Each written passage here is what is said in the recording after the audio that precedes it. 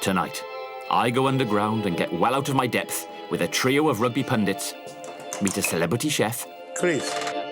get assaulted on camera by a former England scrum half, Send. and embrace Tweet. the smartphone revolution. Welcome to Korkey Six Nations 2013. Rolling. It's about 23 minutes past 2 in Murrayfield. And I don't know what the result of this game is going to be yet, obviously. But you do. So you're either going to be chuffed or gutted. And I really hope that it's chuffed. Otherwise, these links are going to be utterly joyless. For the moment, though, let's go back to the first game of the season. It's early February and it's freezing, but the sun's out and Cardiff is ready for the first game of the Six Nations against Ireland. And instead of, as you did in the past, wandering around town drunk until eventually you bumped into your mate with the tickets, these days you use your phone all the time.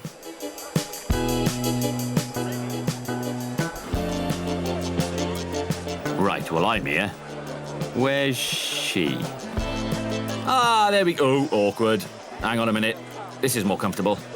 Yeah. Yeah, much better. I was off to watch the match with Sophie Evans, actress, singer, and also a massive rugby fan.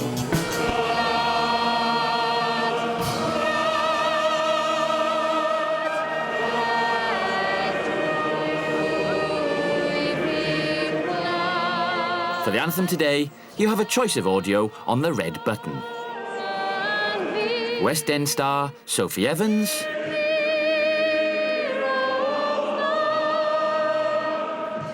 Oh, me.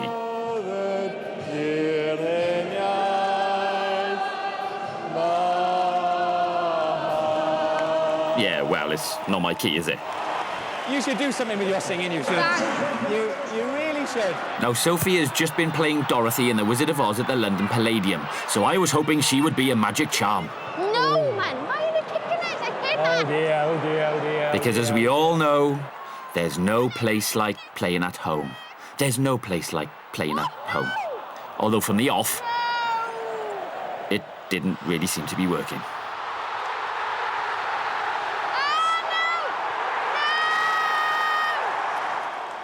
Now, Sophie's generation, of course, never actually talks to each other, but instead communicates through text and tweet. So I thought this old-timer might give it a go too.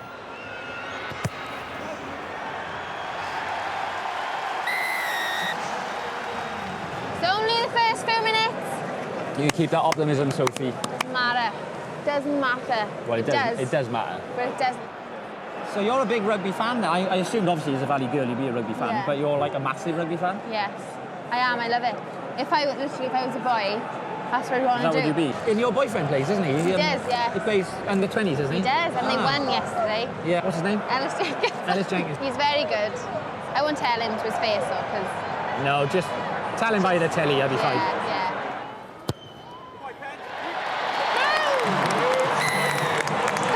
So as the first half came to a close, Lee Halfpenny's penalty was the only thing that had gone Wales's way. So I nipped off to get some refreshment, to see if perhaps a sugar rush for us would give the team some energy too.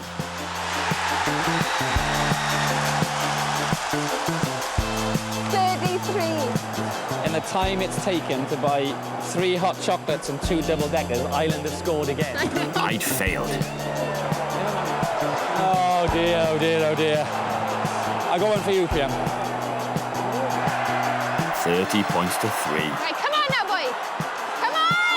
Come on! But then, Wales started to play. And me and Sophie, chock full of hot choc and chocolate, started to believe that a miracle might happen. Tweet. Right, it's getting this chocolate and hot chocolate that did it. I've already eaten one.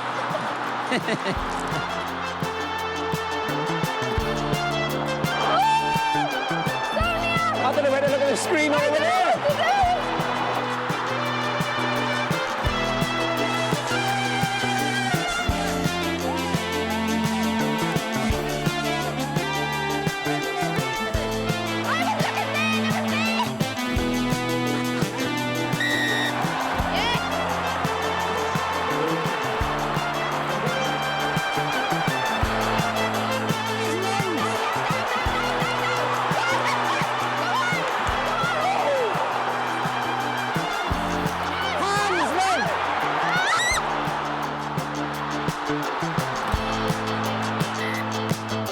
to score in the next 2 seconds to give us a chance. That's it, it's all over.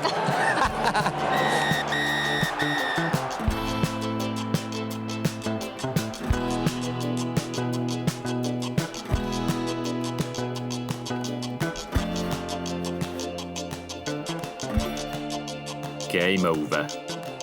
Ireland ascendant. And a Welsh fan depressed.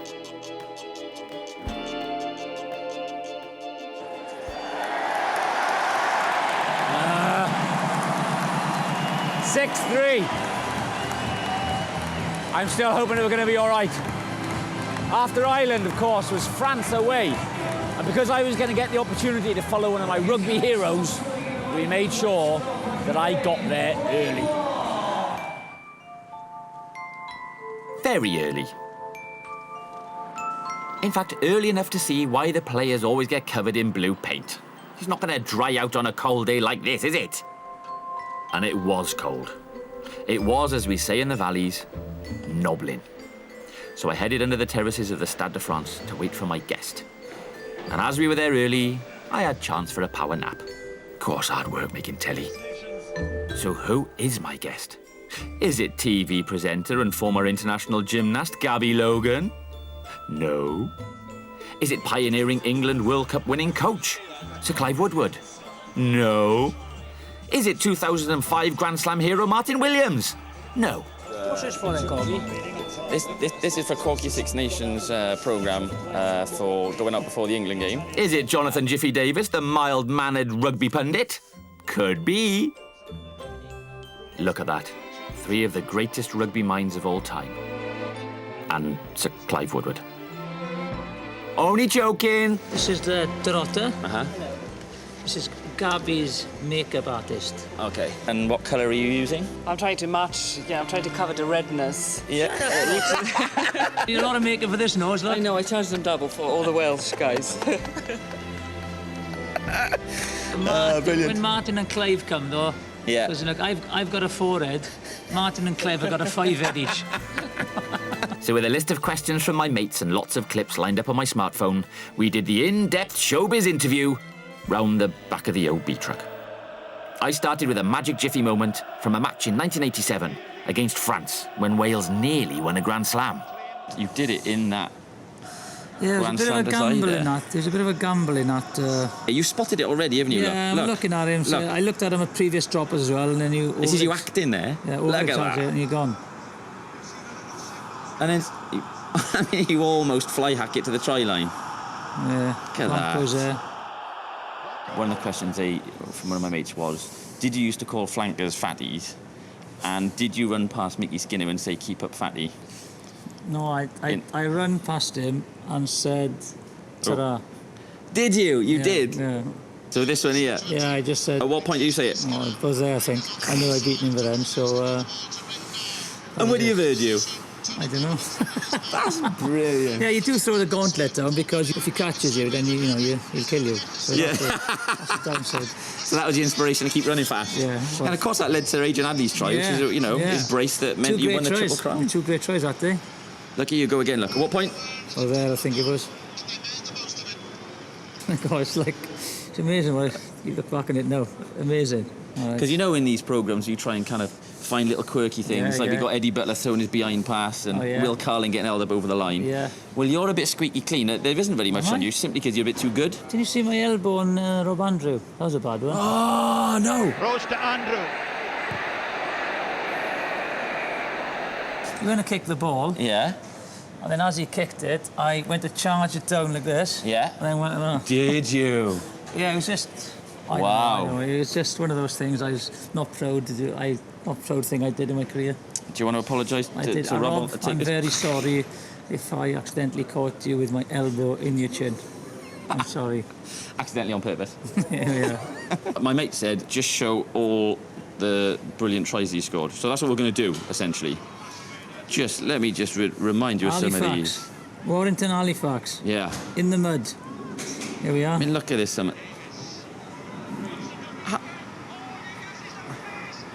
Right. Fear's a wonderful thing, isn't it? I think sometimes you feel you're in the zone, There's another one. Look at this one. This Look is at this. Of course, yeah, that's against Wakefield. Look, I mean, it's effortless. How? I think I was waiting for Martin to fire to come on my shoulder. Hang on, where is he? There he is, look, on the left-hand side. I didn't pass to him more. Oh, this is against Bradford. And another one, look at this. I know, they're... I mean, what are you thinking as you're doing it? Or is it instinctive? I don't know. I like this one. This one is a step Andrew Johns here. Yeah. This is... Yeah, I'd love This to is see... a beauty. Yeah, that's against Newcastle Knights, and I was playing for the Cowboys in Australia, so... Yeah, I wish I'd have run under the post now, but I was so knackered. I just put it down. Yeah, I've been lucky that I've scored like a lot of my tries on television, which is nice. The one thing I notice about those tries is that on the whole, you're not passing it to anybody. You're just nailing these yourself. And I wonder whether that was as a result of you learning sometimes you're better off hanging on to it. Oh, yeah. Or maybe whether you were just more confident running than passing, Jiff. I don't know. Do you remember this one? This, John Rutherford tells me. Watch this now. Oh, thanks, Rob. That's my own try line. Look at this. And then it's the greatest try of all time. It would have been. I know. Jeff. And no one sees that now. No one sees that now. See, because he missed... I know. Because he dropped it. Phil Lewis. Now, was that Phil Lewis overrunning it, or was that... Oh, no, I think it's... Yeah. No, Phil, I think... Hang on, wait a minute. Should we watch it again? The pass Are you wasn't sure? Wait. I think I just... I look... No, just behind him. My fault. Was it? It was the last minute of the match. I was tired. But I should... It would have been a great try, actually. It would have been a great try. And then I found what I think is Jonathan Davis's greatest mullet moment, which is of course this. That could be anything. Look at that. That's a cragger, that. Yeah, but you wait, it's just passive there. You wait now. You watch this. It blows in the wind, does it? It's another great Robert Jones pass, look. Yeah. There we are. Look at that. Look at that bouncing up and down. Look at it bouncing up and down. I know. It's a beauty. Oh, it's gone now. It's gone. Yeah. What was it that made it go? Because we found this as well. What was that? Do you remember... Oh, look at that, Martin O'Fire. Sean Edwards. He got his hair. What are we doing But then here? look at this. Oh, that's the header you should have stuck with. Where'd you get that from? It's a shocker. That is a shocker. Look at that. For me and most of my generation, Jonathan Davis is simply the best rugby player of all time. And it turns out he did pass the ball once. But he really was in a class of his own. I'll second that. So now we were on air in the studio. I say studio. What I mean is precarious scaffolding platform hanging off the edge of the stand in the cold. And before long, with his studio chat done, Jonathan's off to the commentary box. I say commentary box, what I really mean is precarious scaffolding platform. Well, you get the idea. And me, I stayed up with Clive and Martin and Gabby to be joined by nominee for the stereotypical 1970s Welsh Rugby Fan of the Year.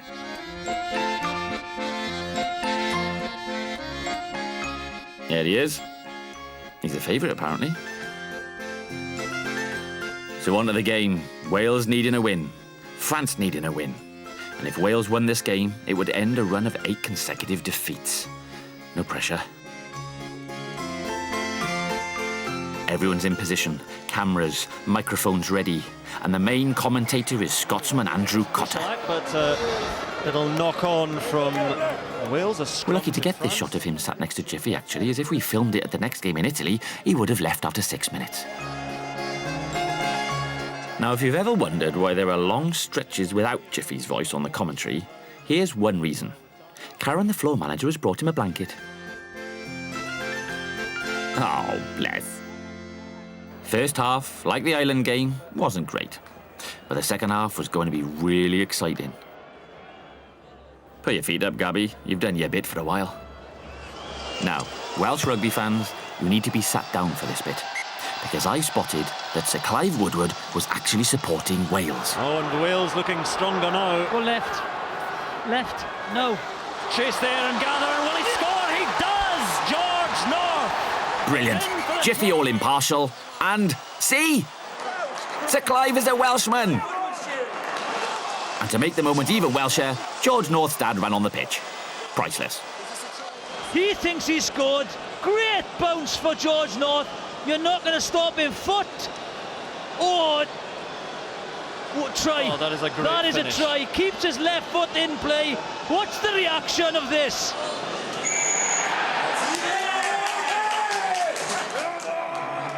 Forward it goes. That will be the end of things. Halfpenny boots it out and Wales celebrate. The whistle goes. What a win for Wales. Here come the boos inside the Stade de France for the French. So the game is just finished, but there's no rest for Jiffy. He's got to get straight off to the airport for the Ireland-England game the next day in Dublin. Full time here in the Stade de France. France 16, France 6, Wales 16. Great day for Welsh rugby.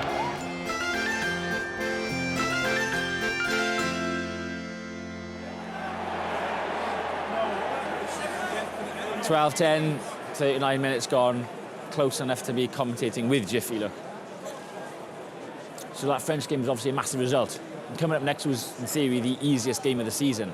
So back home in the UK, I typed into my sat-nav, find a famous Italian, just to see what I get.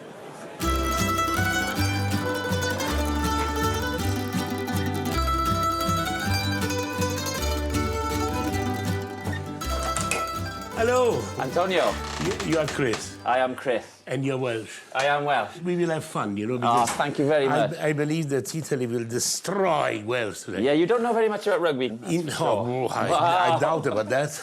It's a celebrity chef rugby spread. Antonio has prepared spinach balls with parmesan, rustic sausages, cauliflower fritters, meatballs with aubergines, and marinated anchovy on organic rye bread. This is how you should watch international rugby with an internationally renowned celebrity chef. Free food and great view. Sausage. Sausage are very good. The sausage is very good. Where did the sausage from? From a supermarket. Antonio Carluccio, founder of a well-known restaurant chain, chef and bon viveur. He's even got an OBE in his loo. Lovely noise. Sound. Sopra. Meanwhile, in Rome, the headlines were rain. Heavy rain. Welsh rain. And of course, the big story of the day, Andrew Cotter making his early exit. We'll have to excuse Andrew Cotter for a minute. He's not feeling very well, so hopefully he'll be back. While Jiffy was holding the fort, Life has to be fun. Antonio was holding court, and I was holding a sausage. Concentrate. This game's looking a bit tight. Yes! 9-6. I told you it would be 9-6. Time. The Italians will be very, very happy with that.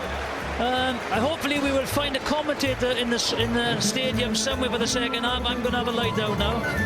Well done. Good first Well, half. it's not bad for 40 minutes, 9-6, yes. I'm now going to go and We prepare will you see- we a will- dessert. Oh, wow. Yeah, A that's Welsh dessert. very good idea. Can I use the cooker, Antonio? Yes, you can. Okay. Chris, what are you doing there? 2 seconds, Antonio. Won't be long. Okay, Antonio, here I come. Ready? I am very Here we go. curious. What is it? Wow, what is this? Chris has prepared Kipling Battenberg columns. A taste of marzipan? And I don't know if you can tell, but in between the marzipan and the sponge, there's just like a little touch of apricot jam. Very good. Thank you very much. Congratulations. I'm so glad you liked it. Do you know there are still 9-6, yes? Yes, I can see. I should watch the rest of this game. Oh, no. It's a drive for Wales.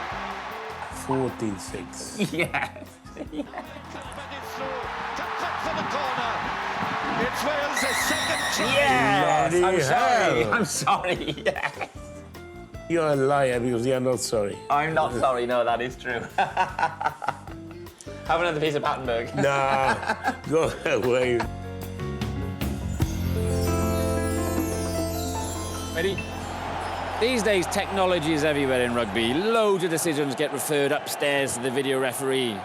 I mean, last season, the whole of Wales' Grand Slam campaign hung on those last minutes against England. But imagine if they applied that much technology to every level of rugby. Cue Jonathan Davis and Andrew Cotter.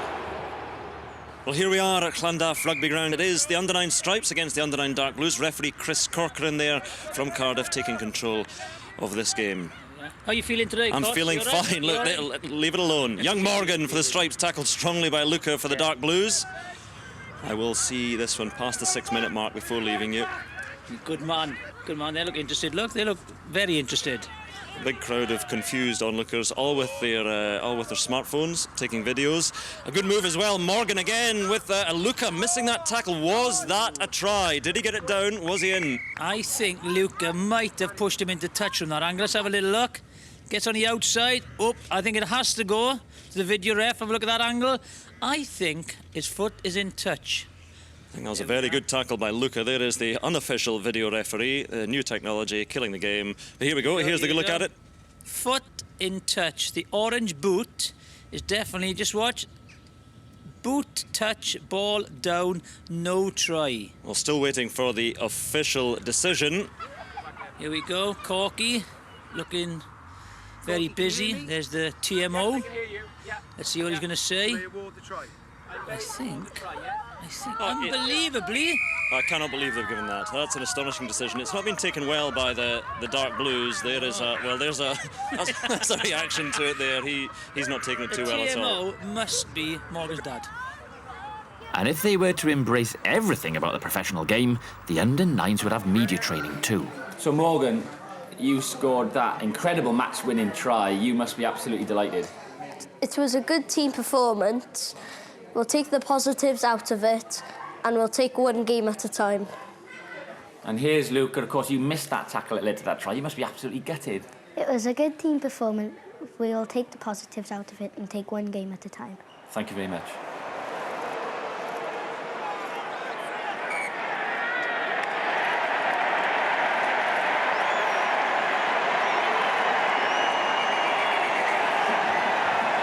Yes, that's it. The big showdown is on. Wales against England, going for the Grand Slam in Cardiff. And Wales are on a spoiler. Yes. That is, assuming England beat Italy tomorrow. Which they did. Just. Thus setting up an even bigger game than the big game I thought it was going to be. But England haven't got a great track record at taking their Grand Slam deciders. Since 1999, they have had 5 chances to be Grand Slam champions and have blown 4. O'Driscoll scores! So in 2011, they had a chance, but Ireland beat them. There's the dashing of England's Grand Slam hopes. In 2003, they had a chance, fair play. They took that one, again, against Ireland. But in 2001, they had a Grand Slam chance, and they blew it, again, against Ireland. Great catch by Galway. There's Wood, and Wood has scored. And then in year 2000, again, England slipped up here in a rain-soaked Murrayfield. McElham leaves it back, and it's a try. And then the year before, of course, was 1999, Wales at Wembley. The thing that we always show is Scott Gibbs' try. A bust by Scott Gibbs. Scott Gibbs is through. Scott Gibbs has scored. What an amazing try. I wanted to talk to someone who played a big part in that game. So time to meet up with a mystery guest who is just preparing for a media interview. Can't we just sit down and talk it over? Surely. Yes, it's Question of Sport team captain and former England scrum half, Matt Dawson, MBE. Now, Matt is a bit of a bogeyman for lots of Welsh fans. Did he really enjoy beating Wales? I think it is fair to say Wales, there was just that little bit of extra spice, and particularly when you're playing down in Cardiff. It brings to life, my memories of being a kid and watching Hadley, wasn't it, scoring 2 tries at Twickenham. I remember being at that game, Hadley scoring 2 tries. Maybe the fact that we had a very good side and we managed to put Wales away more often than not. But unfortunately, the not happened to be a fairly huge game at Wembley, which I'm sure you will be mentioning at some stage in this interview. Yeah, well, that's a beautiful segue. Let's go into it now. Let's have a look at some of these little clips. Now, Scott Gibbs' try came directly out of a controversial penalty against England. It was controversial then, and, it appears, it's controversial now. OK, so this is the Shocking decision. Why? And just being told that he went in with his shoulder, and that's what's given Wales the penalty. He hasn't wrapped his arm around Jarvis. What, but he's held onto his shirt. He's got hold of his shirt. Bad decision. Bad decision. It is not a shoulder bar tackle. Tim Robert gets his head in the wrong position. Matt just wouldn't let it lie. And that's chest on chest. And if we had 10 more minutes in the programme... So you're suggesting... we could have run the whole tape. This shape here... But suffice to say, Matt and I... what an absolute crock of poo. Had a little disagreement. All right, well, look, this is a BBC Wales programme, right? Can we at least just agree to disagree? 100%. I would love to disagree with you. OK. But I've got just one more point for you. OK. No, he doesn't. Yes, he does. Yep, we came to blows. Ow! I'm not proud of it.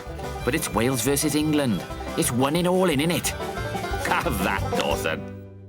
So on to Saturday. Will England choke again? In the last game, we do tend to slip up. It will go down in folklore if Wales beat England. As another one of the Wembleys. Yeah, absolutely. And whoever scores a try is going to be, a complete cult hero, and it'll be remembered forever. Yeah. And so I certainly wouldn't wish that upon any of our England players to be a part of that. There's a lovely moment at the end of. Is it really a lovely moment? Yeah, no. Is it? You're being nice now. I'm genuinely being nice. What? Shane Howarth boots the ball out, and if you watch Jason Leonard and Delalio at the end here now. Rugby union's pretty special for that kind of sportsmanship, do you think? I'd say it's pretty unique in sport as a whole.